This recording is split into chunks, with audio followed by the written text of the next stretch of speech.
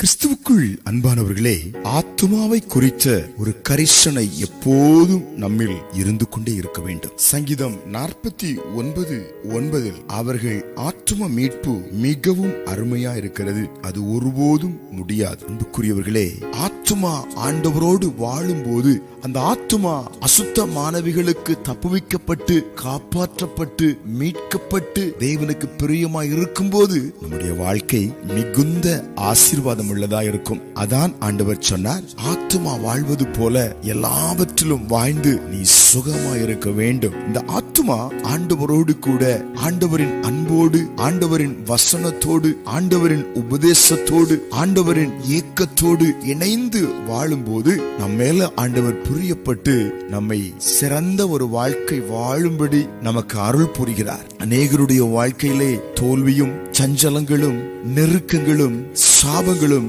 அவர்களை புடமிட்டு வாழ்க்கையை முடித்து கட்ட தீவிரப்பட்டு கொண்டிருக்கிறது. ஏன் இந்த அலங்கோலமான சூழ்நிலை தெரியுமா? ஆத்துமாவிலே இயேசு இல்லாமல் போகிறபடினாலே, ஆத்துமாவிலே வசனம் இல்லாமல் போகிறதுனாலே, ஆத்துமா ஆண்டவரோடு ஐக்கியம் வைக்காமல் இருக்கிறதுனால தான் இவ்வளவு கொடுமையான போராட்டம். ஆனால் இந்த ஆத்துமாவில் எப்போதும் தேவனுடைய பிரசன்னமும் தேவனுக்கு பயப்படும் பயமும் தேவனோடு உள்ள ஐக்கியமும் நிரம்பி வாழும்போது நிச்சயமாய் உபத்திரவங்களை மேற்கொள்ளுவீர்கள், தோல்விகளை மேற்கொள்ளுவீர்கள், சாபங்களை மேற்கொள்ளுவீர்கள். சிறந்த ஒரு வாழ்க்கை நம்மால வாழ முடியும். அதனால் இந்த காலை வேளையிலே ஆத்துமாவை கரைப்படுத்துகிற எல்லாவற்றையும் ஒதுக்கிவிட்டு ஆத்துமா ஆண்டவரோடு வாழ வேண்டும் என்ற எண்ணத்தோடு, ஆத்துமாவின் மீட்பு அருமையானது என்ற எண்ணத்தோடு வாழ்வோம், மேன்மை பெறுவோம். ஜெபிப்போமா? அன்புள்ள ஆண்டவரே, ஆத்துமாவுடைய மீட்பு அருமையாயிருக்கிறதுனால நாங்கள் இந்த ஆத்துமாவை சேதப்படுத்தி விடாதபடி, கரைப்படுத்தி விடாதபடி எங்களை தேவன் காத்துக் கொள்ளும்படியாக உம்முடைய பாதத்திலே